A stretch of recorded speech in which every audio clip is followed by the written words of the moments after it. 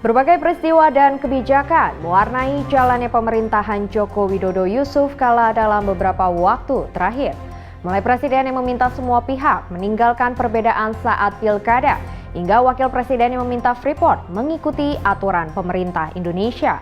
Untuk itu, Warta Istana kembali hadir mewartakan berbagai hal tersebut. Bersama saya Drusela Benala, Warta Istana kali ini akan menyajikan warta. Di antaranya, PT Freeport Indonesia diminta ikuti aturan pemerintah. Presiden ajak masyarakat kembali bersatu usai pilkada serentak. Presiden meminta untuk menjaga stabilisasi ekonomi wilayah timur. Kita mulai Warta Istana dari Jakarta.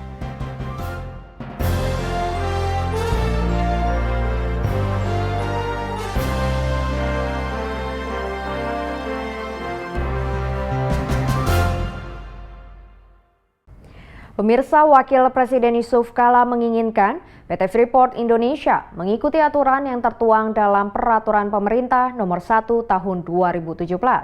Freeport harus mengikuti skema pajak yang berubah-ubah untuk kepentingan nasional dan keberlanjutan investasi. Pasca ditetapkannya status PT Freeport Indonesia dari kontrak karya menjadi izin usaha pertambangan khusus, Wakil Presiden Yusuf Kala meminta perusahaan asal Amerika tersebut mengikuti aturan. Pada Peraturan Pemerintah Nomor 1 Tahun 2017, pemegang izin usaha pertambangan khusus, dalam hal ini Freeport harus mengikuti aturan skema pajak yang berubah-ubah. Hari Jumat siang di kantornya, Wakil Presiden Yusuf Kala menjelaskan kebijakan tersebut dibuat untuk memadukan kepentingan nasional dan keberlanjutan investasi, seperti lapangan kerja dan pertumbuhan ekonomi nasional. Dan kita juga memberikan dana yang besar ke Papua, itu hampir kira 80 T setahun. Jadi kalau selama ini dengan keadaan hari ini, Freeport hanya menyetor pajak 5 T, itu jauh daripada kebutuhan kita. Karena itu Freeport harus lebih besar punya porsinya. Kebijakan tersebut juga bertujuan untuk keberlanjutan investasi yang memiliki skala ekonomi dan menguntungkan. Pemerintah juga sedang merundingkan investasi harus menguntungkan, namun kepentingan nasional tetap diutamakan. Melalui PP Nomor 1 Tahun 2017, pemegang IUPK harus membuat pernyataan kesediaan membangun smelter dalam waktu 5 tahun, dan setiap 6 bulan akan dievaluasi, serta setiap perusahaan harus memenuhi minimal 90% persyaratan yang ditetapkan. Dari Jakarta, Rizalul Fikri, Samsul Rizal, Kantor Berita Antara mewartakan. Sementara itu, pengamat ekonomi Universitas Paramadina menyarankan pemerintah segera menyiapkan solusi pada permasalahan PT Freeport Indonesia. Apalagi saat ini Indonesia sedang gencar menarik investor asing. Pemerintah telah menyesuaikan penerbitan izin usaha pertambangan khusus IUPK, operasi produksi untuk PT Freeport Indonesia dengan Peraturan Pemerintah Nomor 1 Tahun 2017. Pakar Ekonomi Universitas Paramadina Firmanzah yang ditemui di kantor Wakil Presiden mengatakan pemerintah Indonesia juga harus menyiapkan solusi untuk negara yang saat ini sedang gencar menarik investor asing masuk ke Indonesia. Meski demikian, ia juga menyetujui langkah pemerintah yang telah memberikan waktu pada PT Freeport Indonesia untuk menyesuaikan dengan Undang-Undang Minerba yang menyaratkan proses hilirisasi. Dan sekarang ini memang ya harus dicarikan solusinya. Jangan sampai juga terkesan bahwa kondisi yang terjadi di Papua, tenaga kerja banyak dirumahkan, itu menjadi alat penekan pemerintah untuk segera membuat keputusan sesuai dengan kepentingan Freeport. Tapi saya rasa perlu dua-duanya bertemu ya, baik pemerintah maupun Freeport. PT Freeport Indonesia kabarnya telah mengajukan arbitrase ke Badan Hukum Internasional karena telah menolak perubahan aturan izin ekspor konsentrat dengan syarat mengubah status perizinan dari kontrak karya KK menjadi izin usaha pertambangan khusus IUPK.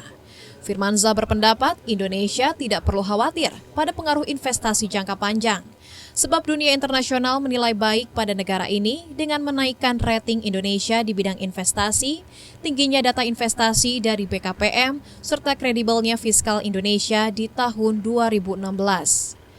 Dari Jakarta, Nabila Karisti, Kantor Berita Antara, mewartakan. Presiden Joko Widodo melakukan penutupan pembiayaan atau financial closing untuk proyek Jalan Tol Garapan Waskita Karya di Istana Negara Jakarta pada pekan lalu. Proyek senilai 70 triliun rupiah itu dibuat untuk mempermudah akses transportasi barang dan orang sehingga nantinya mampu menurunkan harga barang kebutuhan. Upaya pemerintah yang menginginkan turunnya harga barang kebutuhan dan kemudahan akses transportasi semakin terlihat.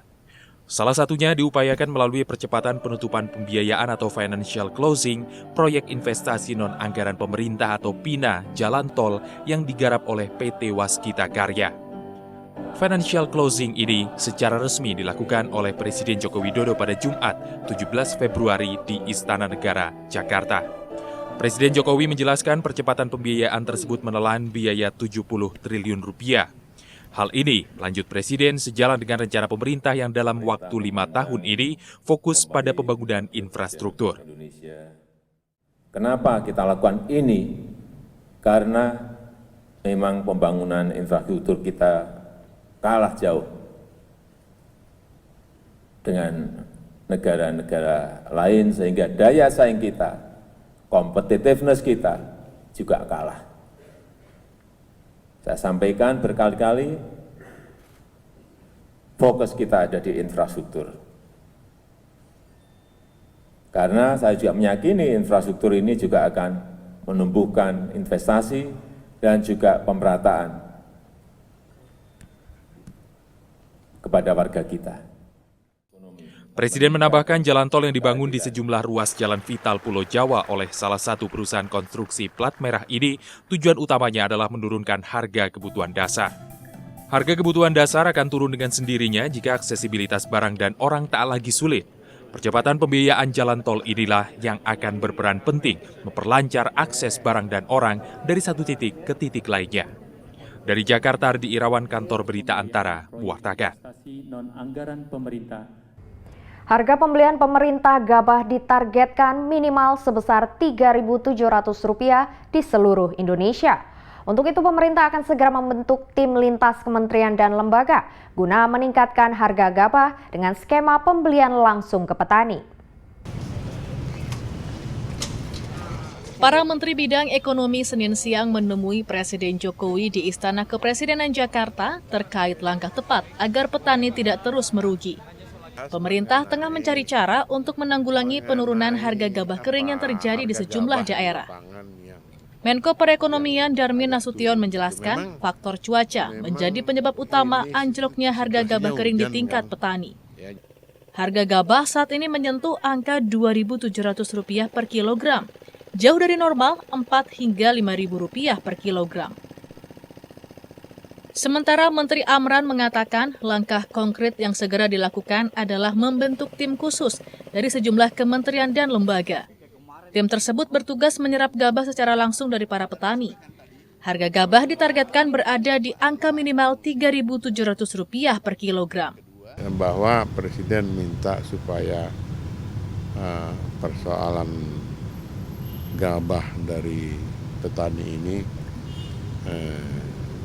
dicarikan jalan keluar supaya jangan jatuh walaupun ini musim hujan.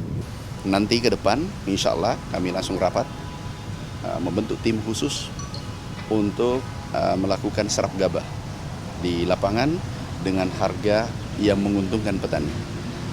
Kita tidak boleh membiarkan harga jatuh seperti yang terjadi di beberapa tempat.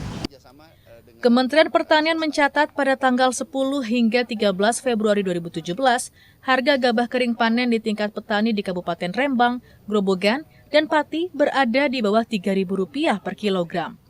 Dari Jakarta, Amita Putri, Ardi Irawan, Kantor Berita Antara, mewartakan. Presiden mengajak masyarakat kembali bersatu dan meninggalkan perbedaan yang terjadi selama pilkada serentak. Saksikan warta ini sesaat lagi usai jeda berikut.